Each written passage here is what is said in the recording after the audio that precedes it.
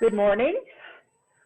I am Julie Rowine, the president of the League of Women Voters of Concord Carlisle, and on behalf of our league, I would like to welcome everyone to this latest program in our First Friday series. Our next First Friday will be on March 5th, when our topic will be the long-awaited discussion about trash and recycling, dealing with our tangible waste, after talking about our water for the last couple of months. This morning, however, we are going to have a chance to hear about and to talk about the Concord Middle School building project. Our moderator this morning will be Diane Proctor, who's the chair of the League of Women Voters Concord Carlisle Concord Town Government Committee, which organizes the First Friday series. Since our founding in 1920, the League of Women Voters has worked to foster civic engagement and enhance access to voting. The League is a nonpartisan organization and does not support or oppose any candidate or party. The program this morning is being recorded and it will be available on our website. I will now turn the meeting over to Diane. Thank you, Diane.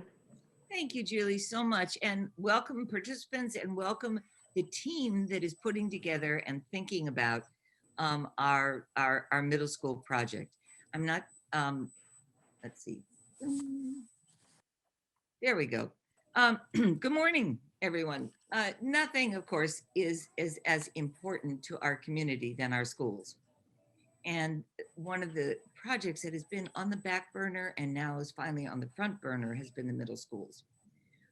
Even before we built the high school and as we were renovating elementary schools around the town, the middle school was hovering in the back, the middle schools were hovering in the background as a discussion. And so the fruition of this and the consummation of this is important to our community, long-standing. And we are just grateful that this committee is working as hard as they are to put all of this together.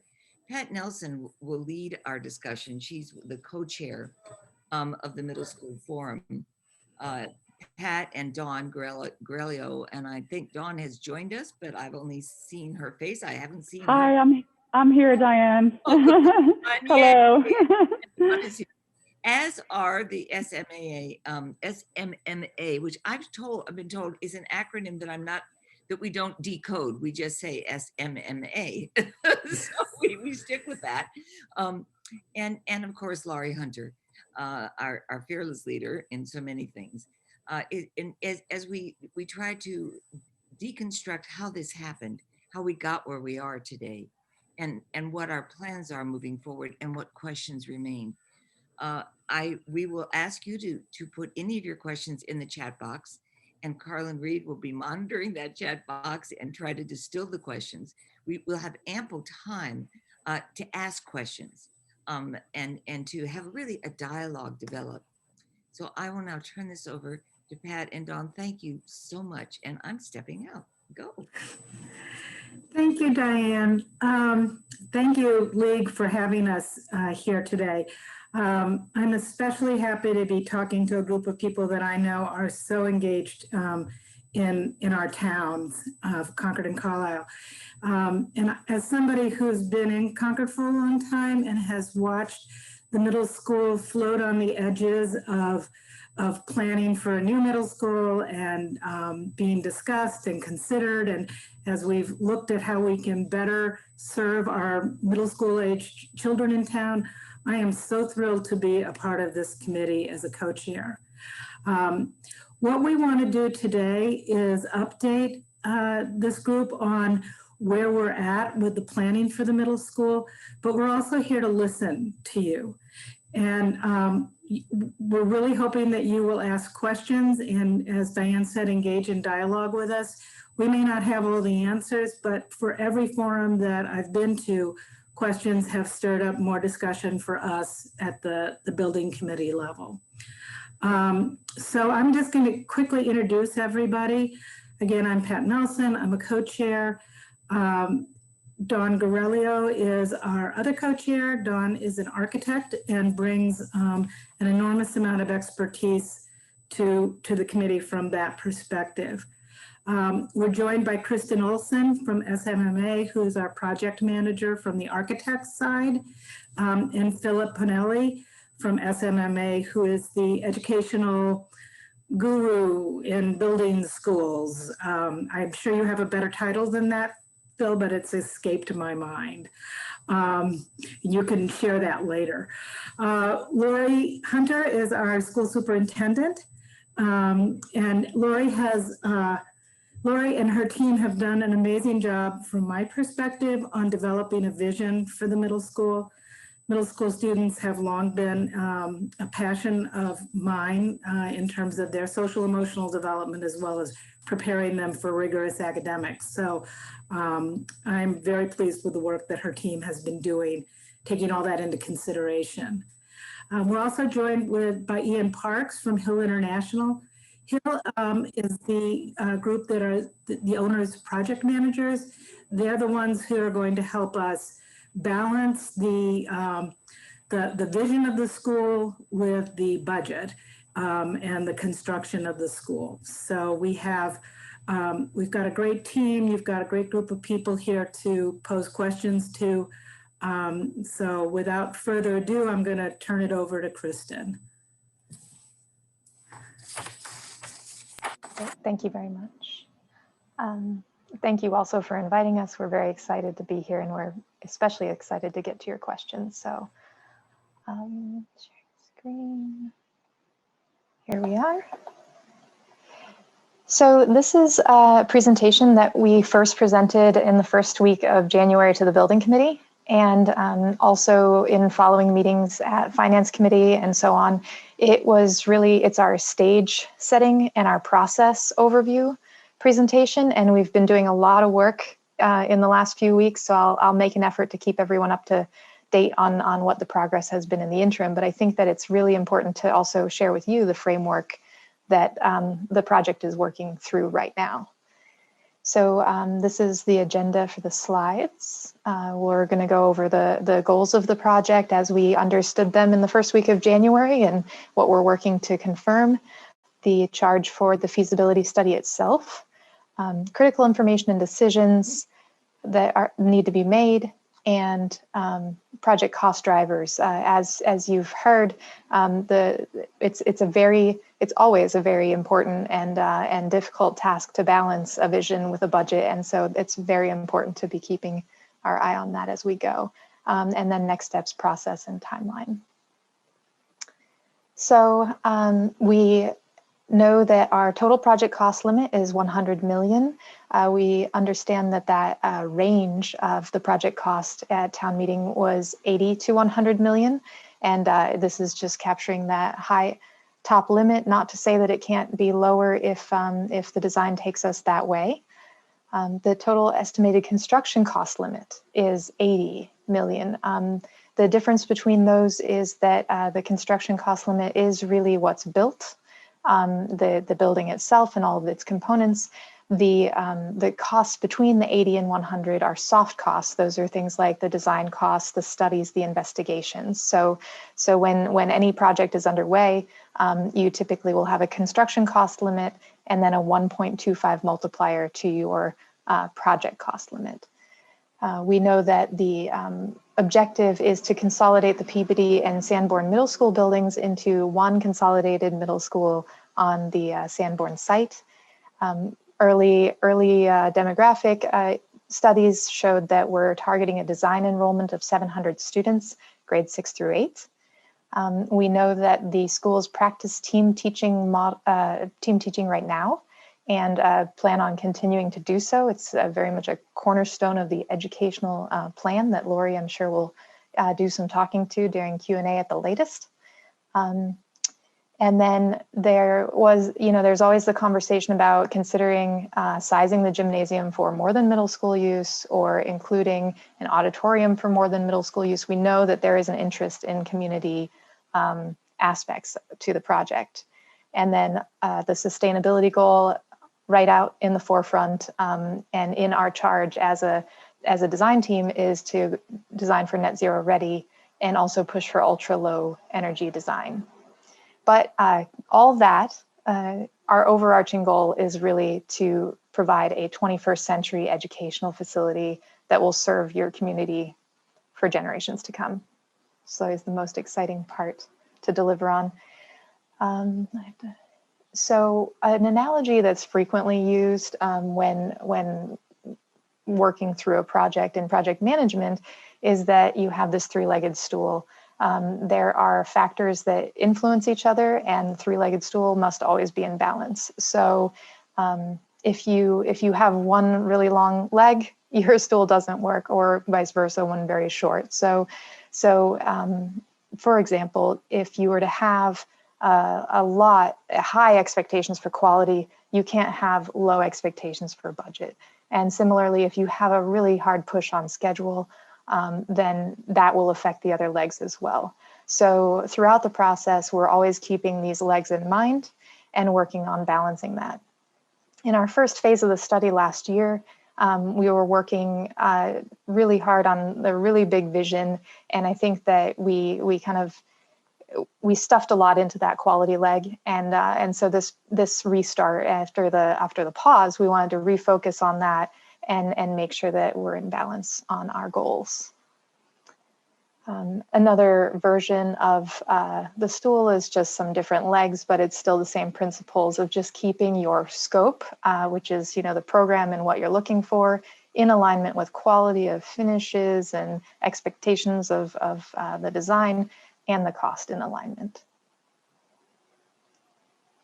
So something that we would encounter a lot is kind of the question of what's to be expected and provided of the different phases of design. And I think that we all want to know kind of some answers that are much farther down the road than we are right now. So this slide intends to capture that right now, we're on contract and in the phase of feasibility study and schematic design. Those are the two phases that will be completed in advance of the town meeting and town vote. Right now in feasibility study, it's really key to pinpoint your educational plan that is championed by the school and then confirm the enrollment. We need to confirm the site and location, which is a given for Concord Middle School. In all communities, that's not necessarily the case. You might study multiple locations. It's the study of the educational program and square footage of the building based on the ed plan. You're also doing information gathering about the site itself or the sites and understanding their geotechnical aspects, any permitting aspects and existing conditions. We're doing surveying, checking out to see if there are wetlands and so on. So all of that's evaluated. Toward the end of feasibility, we take what we've learned and start putting it into conceptual site and building plans. And we also need to kind of get a sense from the community about what their material and massing expectations are, because that informs the quality and kind of the position on the building. So your big picture aspects and aspirations for that. You need to pinpoint if you're striving for an all-electric or gas heating and kitchen. Again, when we were brought on board, these decisions were pretty much already made by the town that the all-electric facility is the way that the building wants to go. So this is another item that was a given at the beginning. You establish your preliminary target EUI, which is that energy performance kind of number, where there's a lot that goes into that. And our EUI in our charge when we were brought on board again was the 25, just for reference. FF&E is furniture, fixtures, and equipment, and then audio-visual and security goals. We do need to understand what some of the aspirations are for those because they influence the project budget. And then, of course, throughout the feasibility study, you're evaluating the budget in terms of construction and cost, soft costs, to confirm that you are hitting your target. And lastly, the construction delivery method is typically decided in feasibility because it does influence cost. And the two options for construction delivery that are typical for K-12 schools in Massachusetts are design, bid, build, also known as Chapter 149, and construction manager at risk, which is 149A. we can talk about those a little bit more. That's going to be a topic of next week's building committee meeting. So feel free to tune into that. But those are pieces that need to be decided in feasibility. Can you remind Christian when those meetings occur at what time? Yes. So the next one will be next Thursday at 7:30 in the morning. They're about an hour and a half. And then we won't have one again until March 4th, also at 7:30 in the morning. But feel free to visit the building project website because there are a lot of subcommittee meetings also that kind of stagger between those at different times. And that's your best catch point. And also, if you aren't able to make it, of course, that website also has the recordings and the presentations. So you can also just do a lot of reading or a lot of reviewing, even if you can't make the meeting itself. So in schematic design, we would just drill down into more of those, into more detail on all of the things that we've learned and firmed up during feasibility study. So again, just thinking about costs and what we need to be keeping in the backs of our minds is that there are some costs that we can't really control.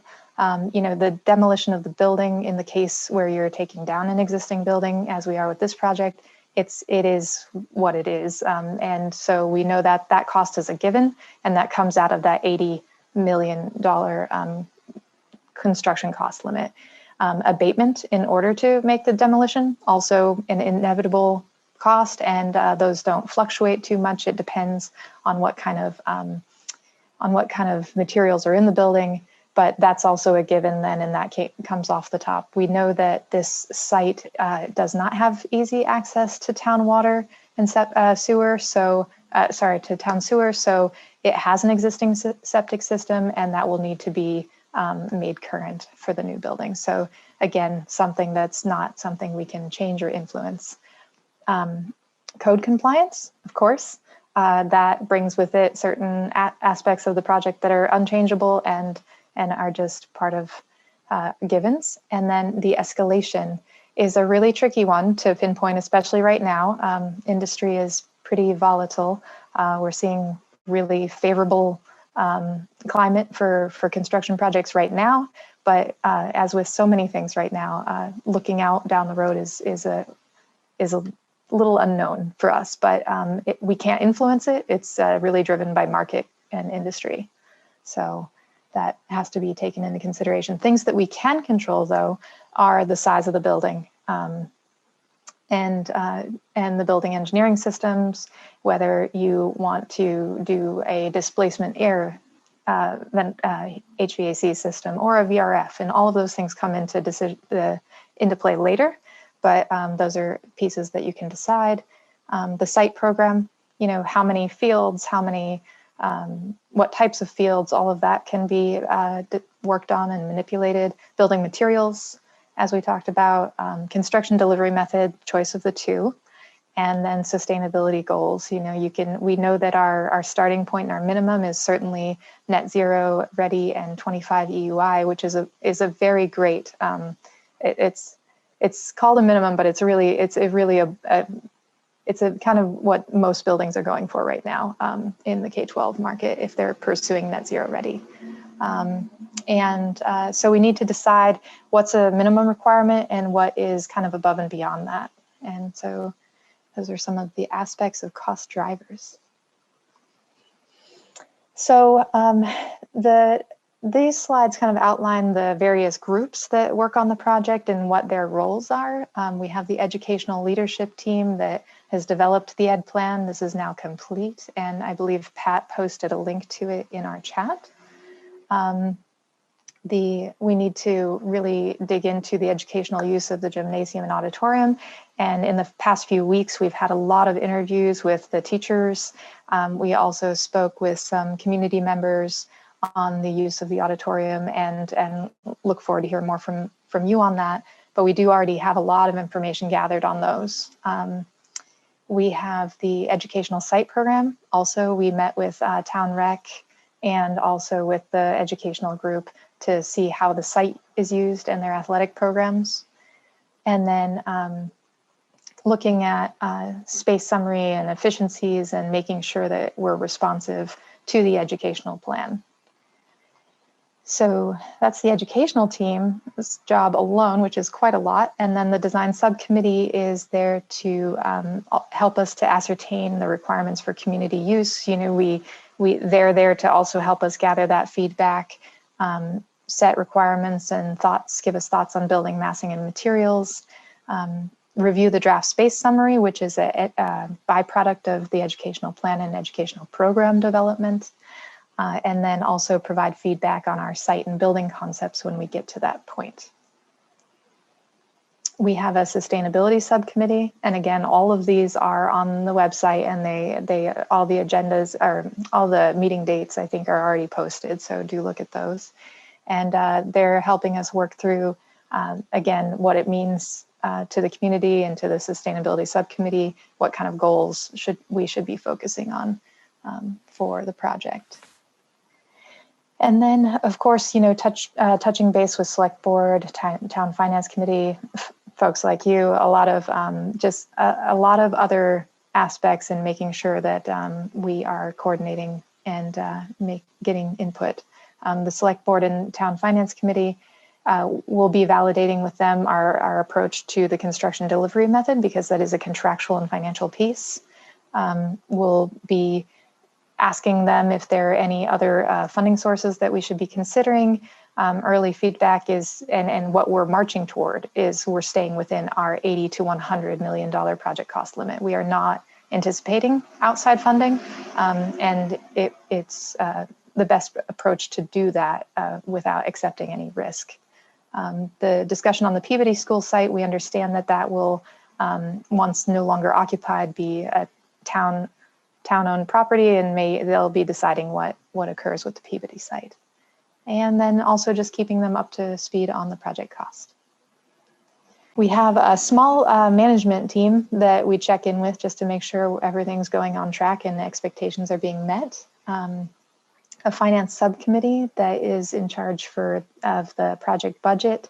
They haven't met in some time since during the pause we had some membership changes, so in our next meeting we'll be looking at the finance subcommittee. And communications subcommittee that's in helping us make sure to get to groups like these and make sure that you have opportunities for input.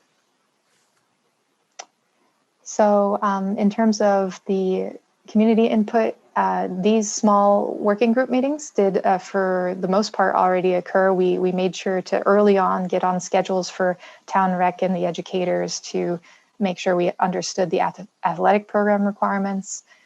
We did, again, meet with the educators and a parent group for the performing arts programs.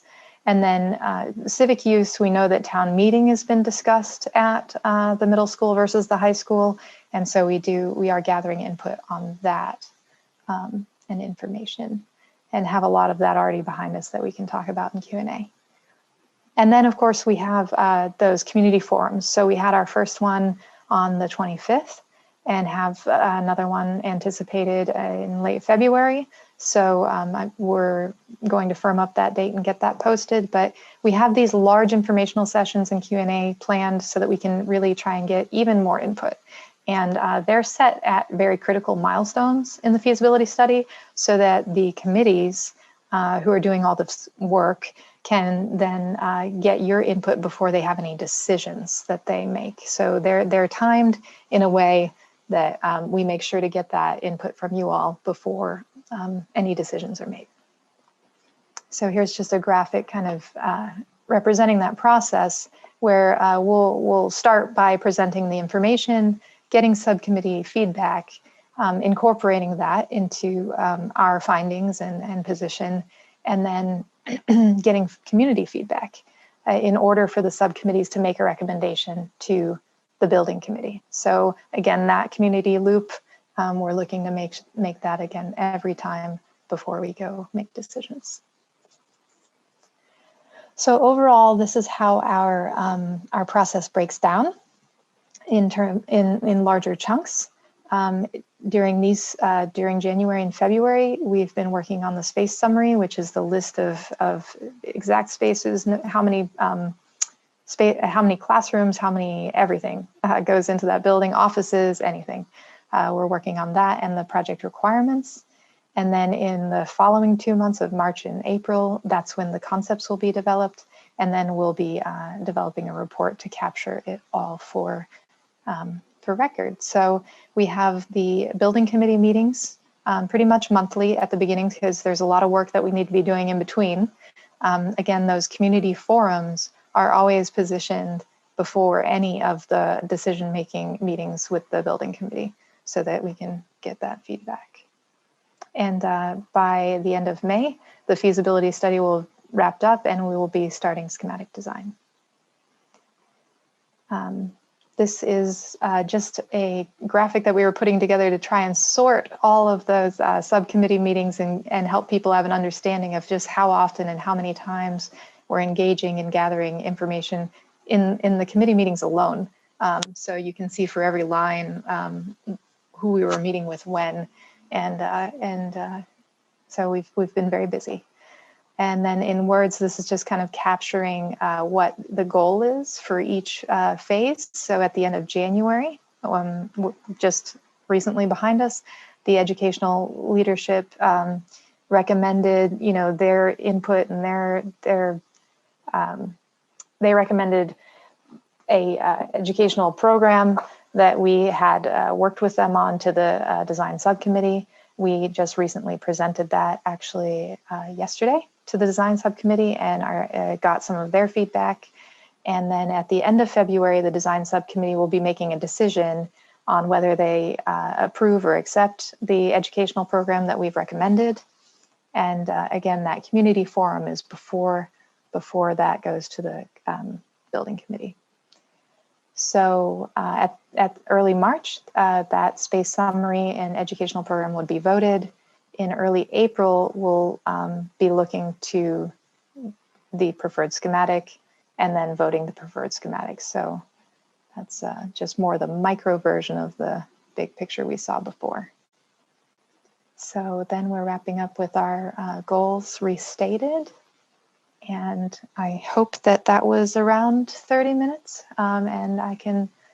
Perfect timing. Perfect, great.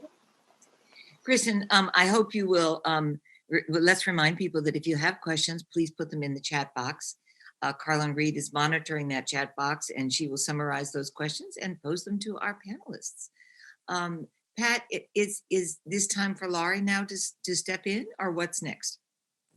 I think so. I think it'd be great to hear from Laurie about the vision for the middle school as it's expressed in the ed plan, and then we can talk about how that impacts the building of the middle school. Terrific, thank you. Welcome, Laurie. No, thank you. Thanks for having me back. I feel like I'm a little bit of a regular, which is a great thing. I enjoy my time with you very much. You'll find, and I see Pat is already ahead of me, the link to the document that I'm referencing is in the chat. We were charged with creating an educational plan to guide the design and outlay of the new building. So I've been supporting Justin Cameron, principal at the middle school, and his team in really what we ended up doing was documenting a vision that had already been articulated and really has been a vision of the middle school for the last number of years. And we definitely have hit limitations in the current buildings in terms of executing the vision.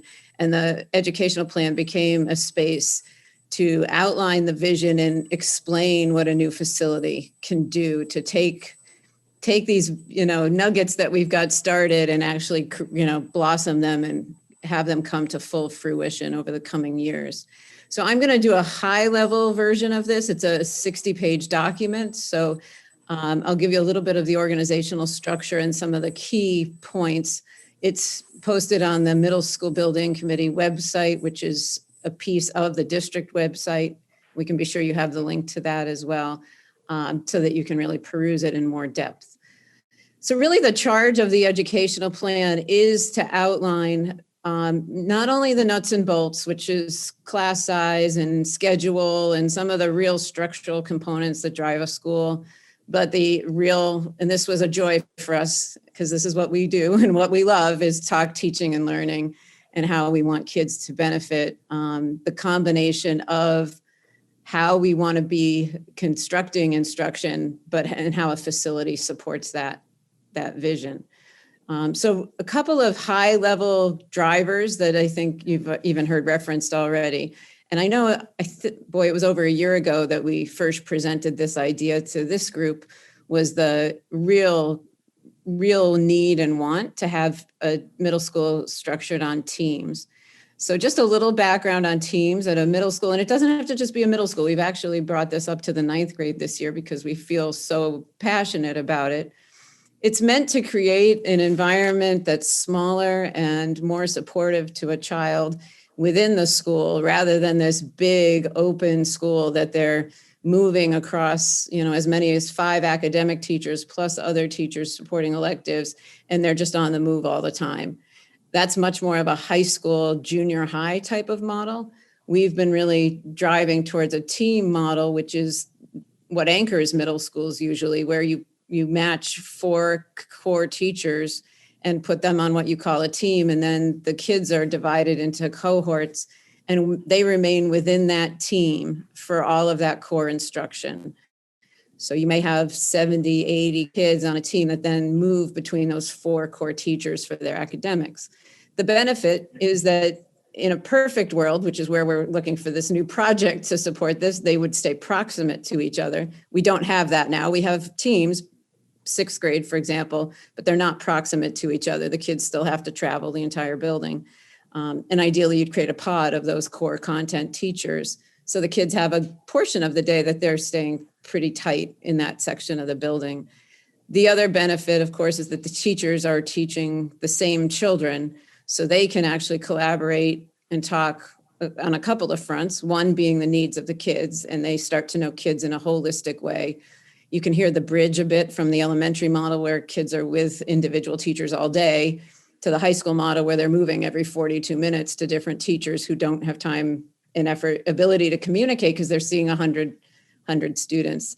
This model allows that team to meet regularly and talk on individual students and, how is Tommy doing? Tommy's having a hard time in math. What's going on in English and social studies and science, and really build a cohesive support structure for students. That, of course, works on the enrichment side as well, not just on interventions.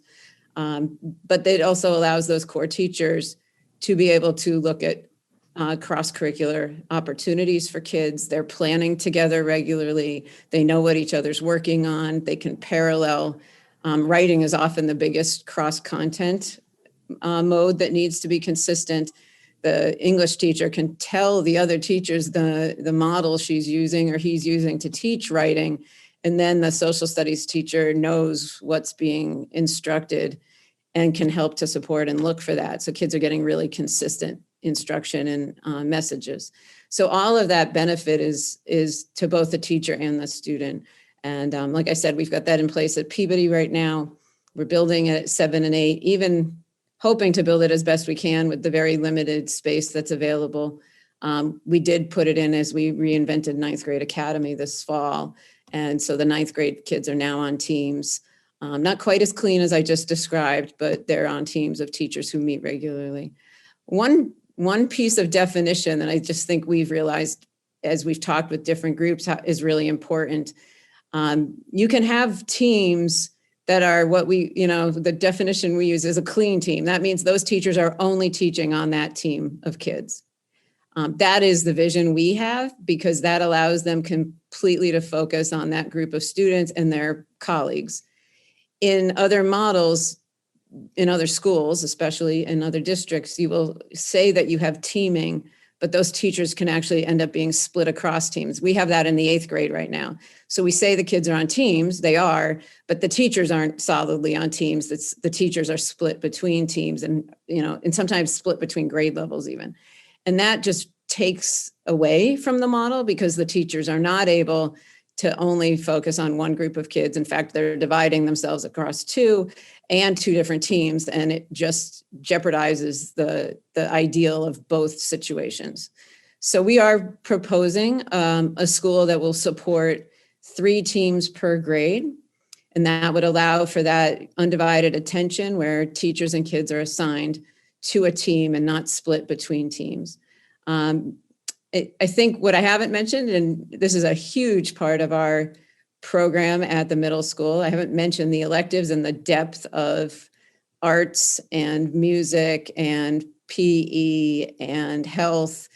The depth of our program across all areas easily parallels a high school in most communities and definitely exceeds most middle schools.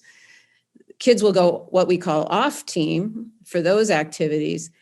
And we want to be sure we have the space that will support really the robust programs that we offer. So that's been an ongoing discussion with the design team. It's driving need for space that might be more than in a typical middle school, not surprising. You know, we have almost 500 kids in the music program, which is atypical. And what does that space need to look like?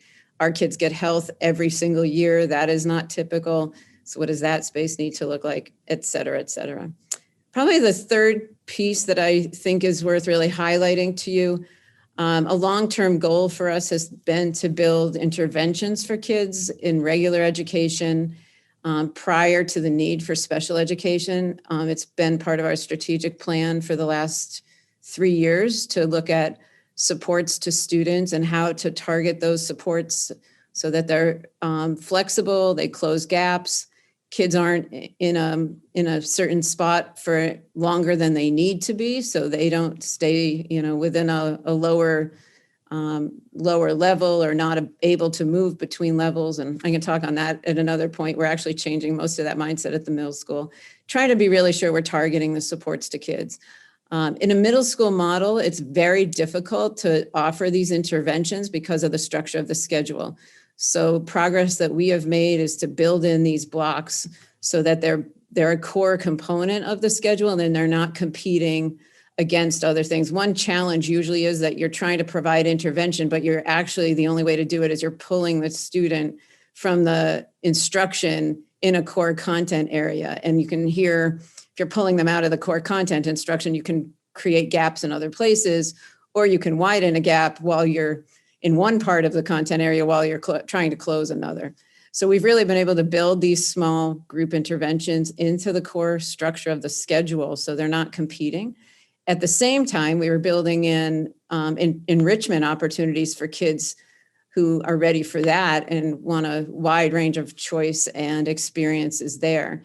So this one block in the 6th grade schedule right now serves the intervention component, but it also serves this enrichment component, which in other schools, they sometimes just do the enrichment component and they'll call it an X block, and teachers will offer these amazing opportunities to kids in areas of their high interest and passion, and it just builds this rapport and connection for kids. I think you can hear the relational piece of all this through this because social and emotional is such a priority for us in terms of making sure kids are growing in that way. We've had what we've considered a crisis to respond to, and I think some of these structures lend themselves to the proactive approach to that. So all of this I'm bringing up because it drives space. In order to offer this wide range of enrichment and intervention, we need to be sure that the building can support what the model is creating and supporting those opportunities for students. So I think those are the highlights. There's a lot of depth to every content area. If you look at the educational plan and the instructional strategies that we are using and envisioning and the space that supports those, and that we've delivered both to the school committee who heard and dialogued with the team, the educational team from the middle school in one big conversation, and then a follow-up to actually vote approval on the 26th of January. And it's been a document available to the design team over the last almost 6 weeks as they're working through. They've been working with the draft and now have the final form as they're working through space needs and creating the space summaries and what will eventually become a footprint of the building. So I think that's the high level version. I'm happy to get into any depth if there's particular areas of interest when we're in the Q&A, and encourage you to spend some time with the document. It serves this other really great purpose of being a great communication tool, and we want the community to access that. So Thank you, Laurie, so much. That is Thank you. enormously helpful. I mean, what you and what you and Kristen have done is give us a wonderful perspective. I wanted to go back to Pat and Dawn before we turn to some questions. Does either of you as co-chairs wish to add anything to our discussion at this point before we go to the questions and answers? Hi, I would like to, Diane. This is Dawn. Yes, thanks, Dawn. Thank you. Two things. Three. Thank you for having us. Very much appreciate the opportunity to keep this conversation going. I know before COVID, I participated just as an audience member in person at the last time we were at your meeting, and it was quite helpful and very enlightening. So thank you for that. I also want to say, besides being an architect, and that's not my role here, I'm co-chair with Pat Nelson. I'm also a parent, a community member and parent. I'm an ALCOP parent. I have a second grader and a kindergarten students. So it's, the schools in the town are one of the main reasons we moved here almost 4 years ago. And we are here for the long run, and being a parent puts a different perspective on things for me. So I just want to point out that while I'm an architect and I'm in the profession, I'm really here as a parent and a resident advocating for the best for our students. And then lastly, I want to mention that we are out and about speaking to as many community groups and meetings throughout the town. Anyone who will listen, we're out there talking and, more importantly, listening. So I just want to let everyone know that besides being here today, amongst other meetings, we have plenty more. And if there's an opportunity for you to join us, we always welcome you. So thank you. Dawn, that's a wonderful comment. Clearly, the thing that can be most difficult is the feeling that people are charging ahead without listening to the community that they're serving, and you're doing that so beautifully. Thank you. I'm going to exercise the prerogative of the chair to start off with a couple of questions, and then we'll scoot it to Carlin and then to the rest of our audience. Besides asking you at some point to define what an EUI is, Kristen, because some of us who are not an architectural whizzes don't really know. Is that the energy unit per something? I mean, I'm speculating. Energy use intensity. Okay. So 25 so what's the highest and what's the lowest, and what do you want to be, high or low? Well, it's interesting. We typically start by benchmarking an existing building's EUI. And so we looked at the energy use of the existing Sanborn building, and I think it came in at around somewhere between 144 and 152. Wow. So you know it's the idea, right? Yep. So the intent is really to get, you really need to strive to get to a 25 or lower to have a healthy offset through renewables is really your goal. So if your energy use intensity is in that ballpark, then you will be able to offset it through renewables. That's fantastic. I'm sure Kate Hanley, who I think has joined us, will love to hear that. Okay. So this really goes to Laurie and others. I think, Laurie, that you've segregated the 6th grade this year and given them a chance to work as a unit. In your thinking and planning ahead, has this proven to be as successful an experiment as you imagined? And is this something you're going to try to continue as you move forward in the development of the middle school? Right, great question. Actually, the 6th grade is in its 2nd year of being at Peabody, which makes me better even able to answer the question.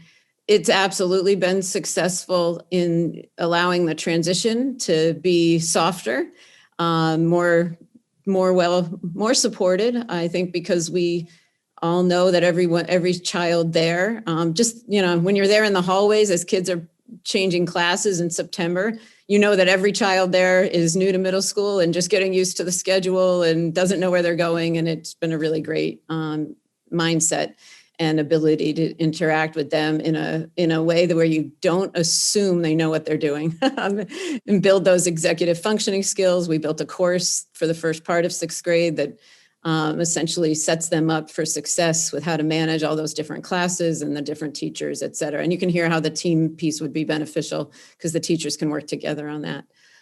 It absolutely is informing the design of the school. I think one of the first things we said to the design team was we want to be sure the 6th grade has its separate space. I'll admit we're missing the part we don't have at Peabody is that they aren't part of a bigger school, right? So we're looking for the best of both worlds in the new building. We certainly want them to be part of a bigger environment at certain portions and times of the day, and in a set way that we're going to be able to take the supports they get from the team of the 6th grade, and then, sort of venture them out into the big world of the whole middle school, which we're not able to do that right now. So we definitely have asked for a separate space that, has ability for them to not interact all day with the 7th and 8th graders, but still then as the readiness is there to be able to grow into those common spaces, which would generally be art, music, as they travel off team, they'll start to get exposure. Or advanced mathematical work, and kids who are very precocious in certain areas are obviously going to need to be able to scoot off, which is and we're obviously meeting those needs now through differentiation and other aspects, but we want to obviously also set them up for readiness in 7th and 8th to be really independent, and having them part of the bigger school will allow us to do that. A third negative right now is the transition between 6th and 7th has now become a bigger event. Of course. We're seeing a lot of success because of the 6th grade work we're doing, but a one-year transition is not ideal, obviously. So. Well, Laurie, I'm going to exercise again the prerogative of asking this second question. Having focused all my life on high school kids, I had the privilege one year of piloting for Harvard a program for 7th graders. And the thing that astonished me, now mind you, this was before all of the precocious development of young girls, much earlier even, was that girls were developing at a very different rate than the boys. You could almost watch like little popcorn kernels when suddenly an abstraction was capable, a little boy was capable of an abstraction that he was less capable of in the beginning of a year. Whereas the girls seemed to be there, not all of them, but most of them way ahead. This has caused in some independent school worlds the separation of boys and girls, as well as just the whole puberty development and everything else. What attention is the program playing? And what attention is your faculty playing to the differential and the development of boys and girls at this age? Wow, great question.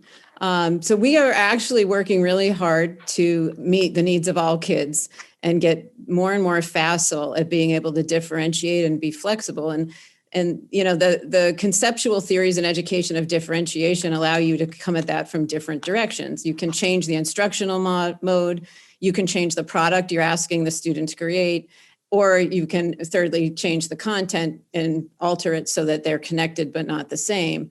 So we're constantly mixing and moving between those different pieces. And it goes beyond gender, right, Diane? It's special education, it's whatever needs kids are bringing into the learning environment, and making sure we're building tools and capacities so that they feel part. And I guess this is maybe where we are different than some of the independent school approach. We actually want them to feel more connected to the larger group while they're getting what they need through the model and teaching environment we're creating, so that they all appreciate each other's differences and benefit from that. I make it sound simple. It's not. Obviously, it's a lot of work, and it's a growing process for us. Yeah. But it's one that's actually led us to, do less leveling at the middle school, because we also have become very clear, and this goes to our equity and cultural competency work. We can do a lot of harm with some of the levels that we put on kids very young, especially students of color, and that sends labels to them very early, and that ones they never shake. So we are actually moving. We are going to open a middle school in the fall with no levels in any of the core content areas, which we've had history of levels in English, and we will open in the fall with no levels in math for the first time in a long time. And we're pretty excited by the opportunities that brings and the challenges it brings, right? Because we also have to meet everybody's needs in that environment, the kids who need enrichment and otherwise. But, I think we'll tie it back to the middle school. This is why we need flexible spaces that allow for overflows in and out of classrooms and small group spaces, and, a real design that just fosters all this creative work that we're going to be hoping for. Thank you, Laurie. And I know those were educational questions. Now let's get to building questions.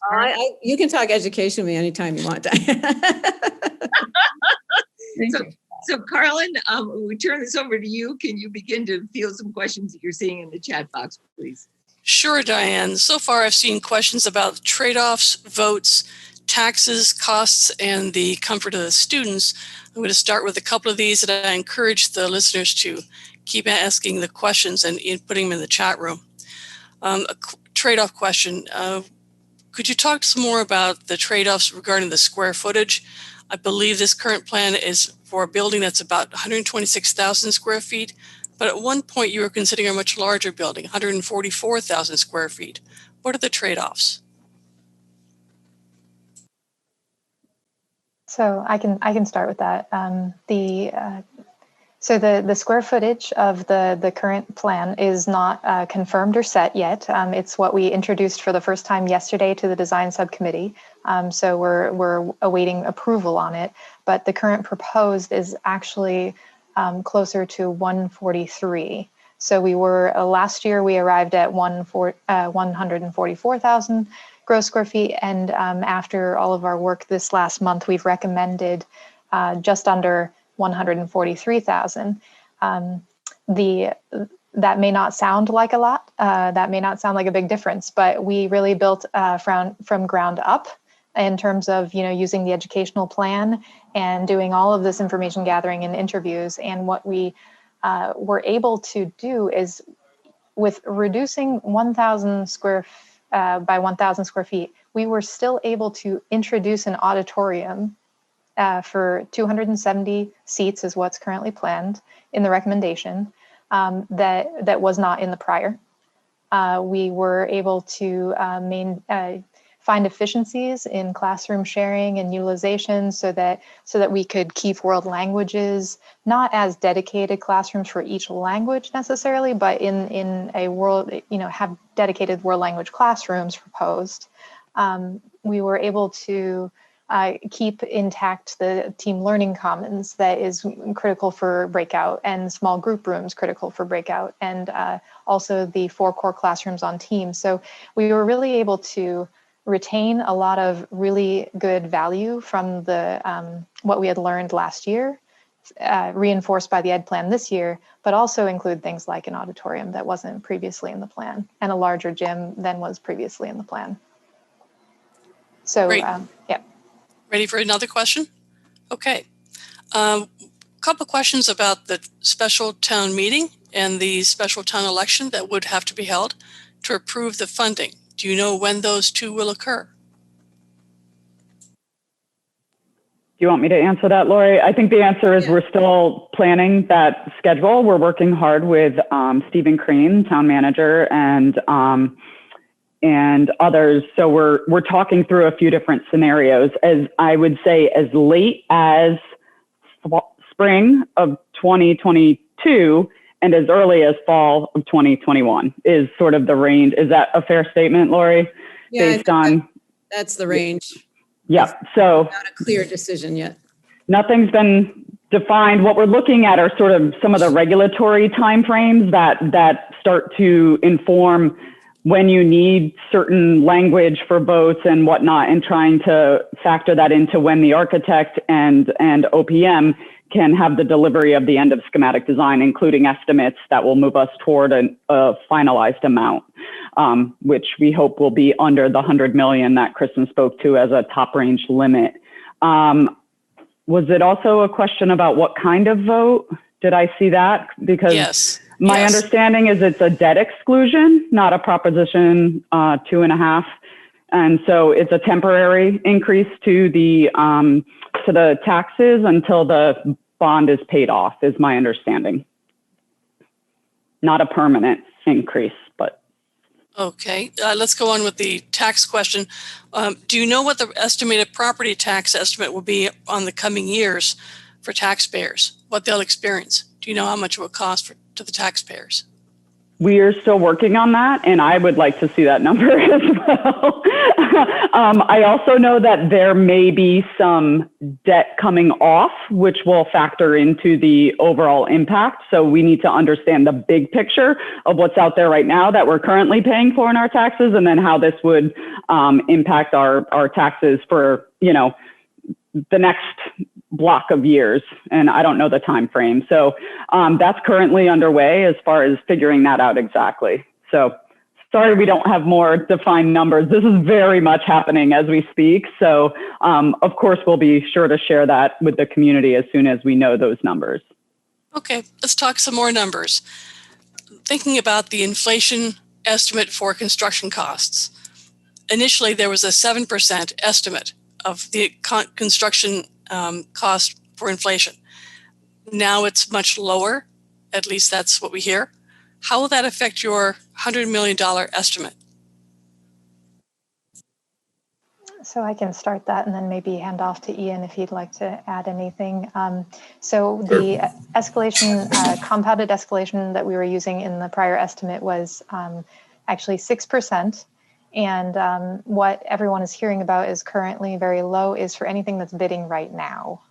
So we have some data points that where a project bidding in the spring of the coming year is 6%. And a data point that in the summer after we anticipate bidding this project is 9%. So we're actually targeting 8 at this time is what we're using as a placeholder. We think that that's reasonable for based on what we know right now.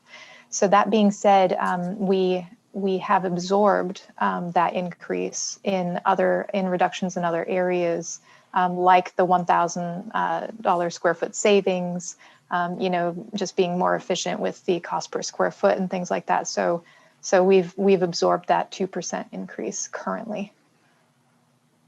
Okay. Any other follow-up on that one? Anything else? Yeah, Okay. just to add, as far as timelines here, for bidding, that's one of the factors that's taken into consideration here, like Kristen was saying. So you can't necessarily take a snapshot now and use that for what you're going to use as a cost, but you have to plan for future and escalation. So that would be 2022 type numbers. Sure, that makes sense. Now let's move on to an area involving its type of cost, but it involves the EUI. The question we have is what's the cost of moving from an EUI factor of 25 to a higher number EUI? So there's a little bit of nuance in the wording of that. So a higher EUI of, if you were saying a higher number of 30 is actually a lesser performing. And if you were to say higher means higher performing, then you'd be going the direction of 20. So I'm going to assume that the question is actually going toward more aggressive. And if there's a follow-up, then let us know. But right now, the cost per square foot that we're using is assuming that it has the net zero ready goal and the EUI of 25 built in. Certainly, there are certain tweaks that you can make to the envelope to get more aggressive on that, and more tightening of the envelope, for example, to really control some of your heat gain and loss, and what percentage of your windows make up of the envelope will control it. And we don't know that yet because we don't have plans yet. So all those factors play into the cost, but really what we found that getting above 20 or more aggressive than 25, there's a huge operational component. Very huge, because the EUI is also driven by plug load and by use. So what we'll find is that even though the building is designed as a PEUI, a planned EUI of 25, if someone puts a coffee maker on an outlet that never turns off in the evenings and it's running all night long, that will have a negative impact on your EUI. And so it's a lot of that retraining of the mind. People are so used to just having their computers on standby. That goes away. It'd be very, very careful on the behavioral and user side to make sure that, when the thermostat is auto adjusting, you're not overriding it to, have the building performing lesser or better. So we have seen data where something that was planned to be at 25 actually made it to 23 just by watching how people were using the building and working on that. Good questions. Diane, do you want to jump in here before I move on to another topic area? Carlin, please, let's go to the next one. All right. Now let's talk about something that isn't dollars. It's about air conditioning. How will the building be air conditioned? So that discussion and formal decision hasn't been made yet, but I'd say the system that is very common in a net zero ready building is that it is a VRF, or a variable refrigerant flow system. And those, even though some schools will opt to forfeit air conditioning in some spaces like the gym or something because they use other ventilation, VRF is inherently also heating and cooling. So air conditioning comes with it if you have that system. So, but there are other system types where you would have to supplement for air conditioning, and those discussions have yet to happen. All right. Let's talk about the building as part of the campus. Is campus-wide planning being done now? For example, the athletic facilities, the gardens, possible skate park or weather station, or other possibilities. What's envisioned for the campus? So our landscape architect and designers they can't wait to put pencil to paper, but they haven't been released yet because we haven't confirmed the square footage for them yet. So they definitely are excited about working on that vision and laying it all out. I would say, as I'll take off my co-chair hat, my parent hat, and put on my architect hat, and just say that most modern schools are very integrated into the campus and include opportunities for outdoor learning, whether it's outdoor classrooms or connections to wetlands. There's all sorts of community and student gardens, farm to table. I've done teaching kitchens. There's all sorts of opportunities to sort of tie curriculum to the landscape, as well as, in these day and times, recognize how important it is for students to get outside, fresh air, vitamin D, whether there's snow on the ground or it's in 75-degree day. It's important to designers to have that campus support the building and support the curriculum. So that will very much be a later topic of conversation. I think the budget holds enough to support a lot of that. And any opportunity to bring, native plants and local opportunities into the campus, please come and share your ideas with us. I saw related to this, the weather station, pollinators, all of those things. Like, please come share your ideas, because we will try to implement as best we can when we get to that stage of the project. That's a fantastic answer, Dawn. Thank you. That's Thank you. Amazing. It's like I do this for a living. This is not my project, but well, understanding that this isn't just a building, it's an entire site and a campus that students can enjoy is very near to my heart. So that will definitely be a topic as we move forward. Terrific. Carlin, back to you. Okay, the construction and design for this school is for 50 years. For educational use or school generations. What about designing a building to stand and be used for 75 years? In other words, what's so magical about the 50-year mark? Why not shoot for more? What for 75? So life cycle cost analyses will be performed on all of the systems and materials to really talk to how long, what the expectation is for all of the micro components of the building. I think generally speaking, 50 years is a good average point in time where major systems can change and be updated, and learning styles and the way the building's being used has changed so much in the last 5 years, let alone in 50 years. So I think the 50-year isn't to say that you're not going to have a usable building in 50 years. It's to say that at that point in time, you're typically just looking at some of your more, planning for more major changes and updates. I can if also I may add on to that. Hey, Phil. Oh, sorry. No, go ahead, Phil. If I may add on to that, as Kristen was pointing out, the information that has developed from brain research over the last 30 years about how we all learn has really changed the school design and how differentiation, personalization, universal design, head-to-hand learning are all relatively new compared to when we went to school. And so the key to that is designing flexible spaces so that that not only do they provide opportunities for differentiation right now within the school, but allow for growth in the future. So, 50 years from now, if education continues to evolve the way it has been, it might be very different. The key really is for the environments to be flexible, to be able to accommodate that kind of differentiation and evolution. That's a wonderful and thoughtful response. Thank you, Phil, so much. Following up on this, we're looking at some existing structures that have survived for more than 50 years. The Emerson School, Peter Buckley, those buildings are still standing. Whereas the old Alcott and the old CCH high schools have been demolished.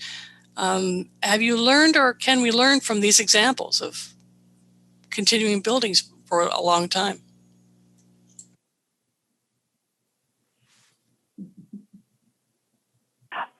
I can speak to that. Is Emerson School, that is the Umbrella Art Center, right? Do I have that correct? Yes, and it is. The Peter Buckley is one and the same, or it's a different building? No, it's one and the same. Community housing, yes. Okay. Across from Emerson Field. It's across. Okay. I don't know when Buckley was built, but I would say that in my experience as an architect in Massachusetts, we are often renovating early 1900s buildings where ceiling heights were much greater and were built with different types of construction, mass walls and, not like super thin steel toothpick, if you want to call them that, columns. But a lot of the schools that I look at, when they have a turn of the century building from the early 1900s, those tend to have been built differently than mid-century, where a lot of the buildings, it's not to say we don't renovate a 1950s sprawling building. I've done plenty. But what's often happening with those spaces are the rooms are too small. They're like 700 square feet. They don't account for modern day project-based learning, which requires more storage, obviously more students in the room and students' ability to break out into different spaces and learn hands-on versus sitting in I look at some of the COVID layouts and I text Lori, I was like, oh my God, it's like we're going back to the 50s, 60s, 70s where students are just separated from their peers and staring at a teacher. That's not really how education is being delivered today. The teacher's the facilitator and students are working hands-on in small groups and maybe not this year, but that's the ideal, right? So the mid-century buildings are the ones, and I think CCHS was one. And I don't know when the old Alcott was built because I moved to town. The new one was already built. But if they were like mid-century, 50s, 60s, 70s, a lot of the failure in the structure there, it's not earthquake resistant. So there's a huge amount of money to put into a structure that isn't even the floor to ceiling heights don't accommodate for modern mechanical systems. So I don't know if that answers your question, but that's some of the differences between like the really old buildings that are like 100 years versus like the 50 years. A lot changed in the construction type there. And anything we can learn is to Phil's point, try to be as flexible as we can with the construction type so that we can make modifications as needed while the main building infrastructure is still good. Can we address, thank you, these responses are so rich and so full. I wonder if we could get to the heart of two issues, and that's the auditorium and the gymnasium. The auditorium of the old high school served as a wonderful place for town meeting.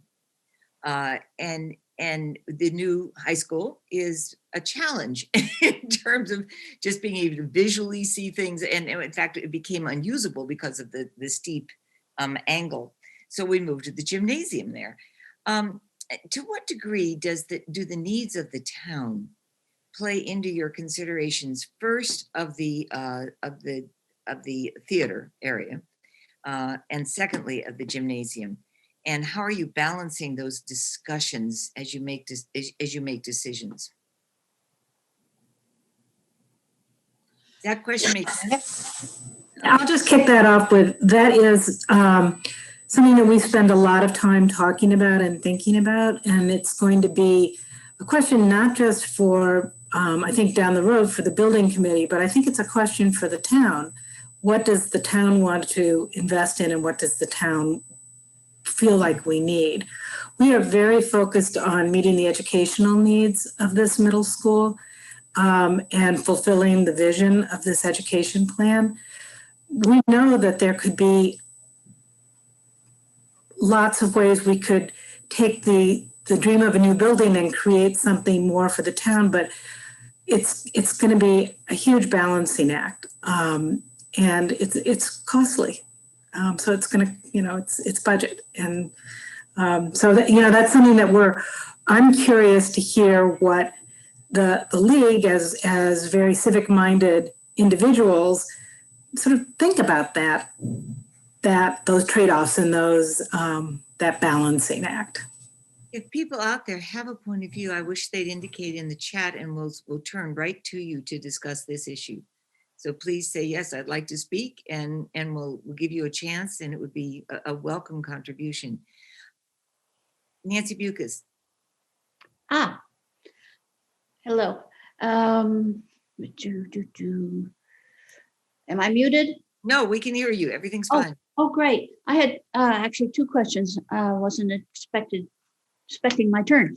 I think 270 seat auditorium for some town meetings is all right. Might not be big enough for controversial warrant item kind of town meeting. That's one thing. And the other question was electric use. Are you planning space for a large array of solar panels to assist you in your power needs? Thank you, Nancy. Is Diane, would you like responses on interims, or is there more? Yes, that would be wonderful if you could respond Great. to that. And then I see that David Allen has a question. We'll just keep moving around as people Great. express their view. So I will say that the gymnasium at the middle school is capable and planned to be the space where all school assembly will take place. Now, all school assembly is up to 700 students. So it's thinkable that you could still have your town meeting, if it's at a gymnasium setting right now at CCHS, perhaps it could be in a gymnasium setting at the middle school. I think one of the biggest constraints on hosting at the middle school will be the parking. It's I think a smaller site. We're not planning on filling the beautiful site with pavement and parking spaces. In accordance with zoning and code and everything, it's only expected to have about 170 spaces. So remote lots would have to come into play for use of the building. Even if you were to have those larger spaces, you're at maybe 170 spaces at this time is what we're estimating. I'd like to follow up, if I may, Diane. I have actually spoken with the town moderator, with Carmen, and heard some of her input as far as town meeting.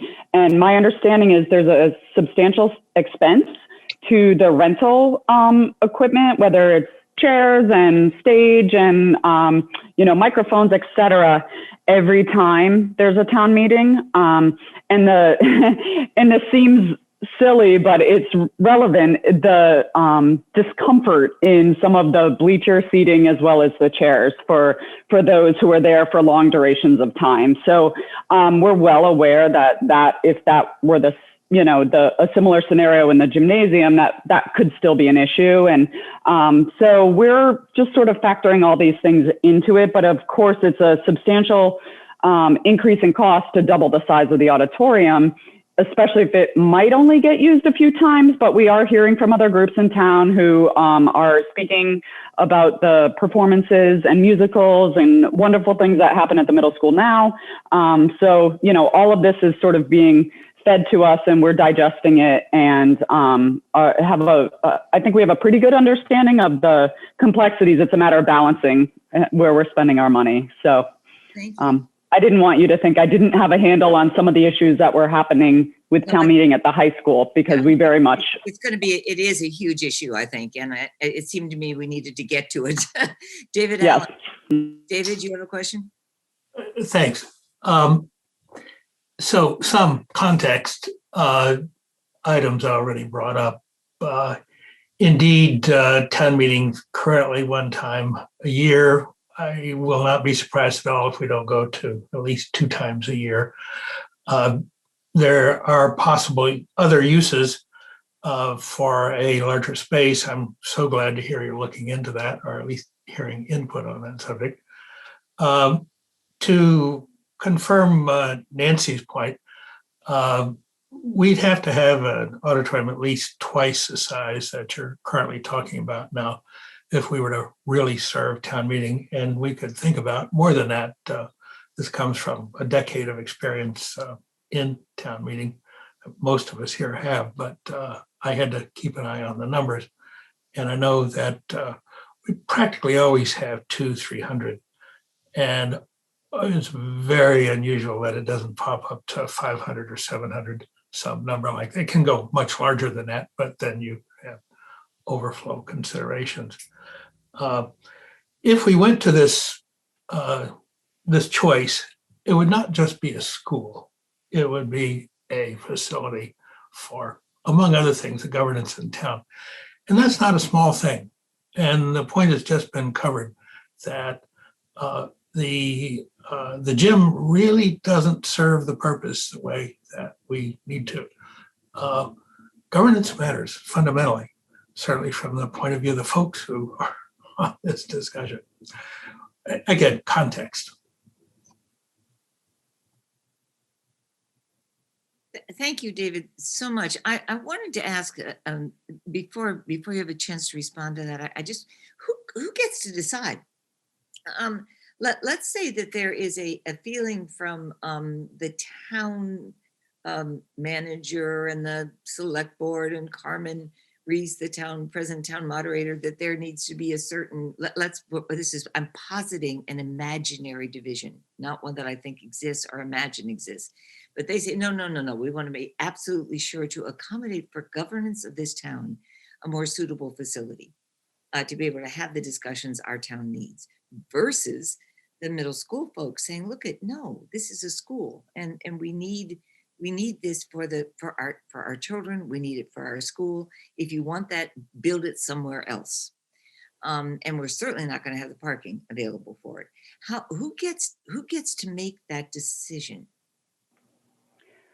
I think ultimately that's where we are. Our building committee will propose a project at the end of the day that we hope that the community will support, and the community members will either vote to support it or not. So we're currently, literally, as we speak, so part of the reason we're here is trying to understand the appetite for what can fit into our building budget from a school perspective. It's a middle school project.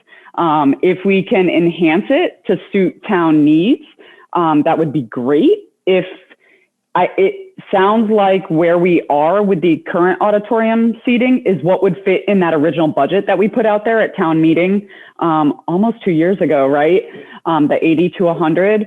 So if it were to go above that to accommodate the need for a larger auditorium for town meeting, would the community still support it as a middle school project? And that's ultimately what our building committee is tasked with understanding and trying to balance. So, and people have strong feelings about this, Dawn and Pat and the whole group, and have strong feelings about this one way or the other. What is the most effective way that they can communicate that to you as you exercise your deliberations?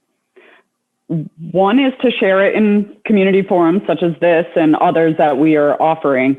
Two is to get out and help us spread the word about why it is the project that it will be designed to be, and to get engaged in supporting the project and asking friends, neighbors, coworkers to go out and support it for all these great reasons. We want this to really be a community asset, and first and foremost, in our minds, it's about the students and the children in Concord and supporting their educational needs as we move into, the generations to come. And if it can secondarily be a great space for the town governance or for, the enrichment of the students that are, whether they're playing instruments or singing or performing or reading a poem, whatever it is that happens in an auditorium space, if our community is willing to spend the money to enhance and grow this space, that's what we're here to hear. So if there's a strong feeling, please share it with us. Email us. You can go onto the website, find our emails. Everyone gets the emails. Any meeting like this, because I think we're in a place where if it's overwhelmingly supportive, it may change how we start to factor in any overages on that 80 to 100 million. In order to get the building we need to meet the educational needs, this is where we've decided we need to be to fit that budget. Not to say we can't work harder to get us a little tighter, but because it's still early. But if it needs to grow, we need to have a really compelling reason to explain to the citizens that are voting to support this or not why it grew. Thank you. I can see questions coming up. Carlin, can you field those for us, please? Sure. We've got two just recently about how much it does cost for that extra square footage. I know personally, I'd heard from attending the meetings that the square footage cost was about $550 per square foot of the building. I don't know if that's still correct, but if you perhaps could quote an estimate for how much extra the spaces could cost, maybe that will either settle or help the conversation. That's one. Kristen, can you take that? Yeah. I'm not sure that I don't feel entirely comfortable giving a quote for an enhanced auditorium without developing more scope around it. I will say that, our current program with the 270 seats is right at that upper limit, and we've heard concerns about coming up against that upper limit. So, I would, the 550 to 555 is per square foot, wherever we fall in there is the construction cost. So then the project cost is, plus that 1.25 multiplier. I've heard a couple different numbers for seating. We had looked at 500, doubling to 70 means 600. So, and then you have to change efficiencies. So we'd really need to understand more about exactly how many seats one would be looking to serve. To give a number, I'd be hesitant to get a number stuck in anyone's head. And I do want to say that another technical thing we have to keep in mind on the auditorium is that the square footage and the lot coverage, there's zoning and permitting kind of requirements, and we are looking to not exceed 15% of lot coverage. And our prior concepts, when we tested them last year, they were actually a little bit over 17. They were a little bit over 15 at the time. So increasing the building footprint with a larger auditorium, we would also have to be aware as a community that this may mean variances and be willing to support something like that. So I wish it were a simpler answer. That's exactly, I mean, that reveals the complexity of the decision making with which you all are struggling, and it gives us a chance to kind of understand that better. We have just a couple of minutes. Dawn, did you want to add something to that comment? I guess because I'm not the professional in the room that's hired, I would say it's at least few $1 million for a larger auditorium, more than 2 or 3. I'm talking at least 2 or 3 million to double the size based on the square footage and the cost of construction. So just an order of magnitude. And, I'm just saying that it's not under $1 million. It's a few million at least. Yep. Go ahead. No, that's right. We wouldn't be talking about hundreds of thousands of dollars. We'd be talking about millions of dollars here. Yeah, So, thank you. yep. You know, in a world where we hear about a $1.7 trillion budget, suddenly 100 million seems like pocket change. You know, trying to wrap our arms around what these numbers mean and what impact they're going to have on our individual budgets and on our community is a challenge even for the most precocious imaginations. So, Pat, any final comments? And then I want to thank everybody. Go ahead, Pat. I'm muted. Okay, thank you. I would just say that, you know, we are talking to the Finance Committee, we talk to the Board of Selectmen. These kinds of concerns and thoughts, those are good places to send them as well. You know, this is, again, we're going to be talking about what the appetite is for the town to expand a project, if it even can be expanded. Kristen makes a good point about the amount of building on the particular piece of land that we're building on. There may be constraints that would preclude being able to do this, but it's not just a building committee question. It seems to me that it's a broader question for the town. And I really appreciate you having us here so we can raise these questions. And I appreciate all the thought behind the questions and the dialogue. And I hope we can keep doing this. I love coming to league meetings. Oh, Pat, you're fantastic. Listen, I hope that we will, that you all know how to reach the website and that you will look at and maybe Pat, you could put that in the chat box one more time. And that you all will take the time to email to the people from whom we've heard this morning, your thoughts, your considerations, your ruminations from David's wonderful concept of governance to Laurie's emphasis and on the intimacy of an education for a middle school student. Each of the presenters has been so helpful, so articulate, so thorough, so thoughtful. I know that as a league, we are very grateful for the time you've given us and for the thoughtfulness of your responses. And meanwhile, thank you all very much. We'll look forward to hearing from you again, Pat and co. Thank you for your thoughtfulness and have a good day. Bye. Thank you. Bye, everyone.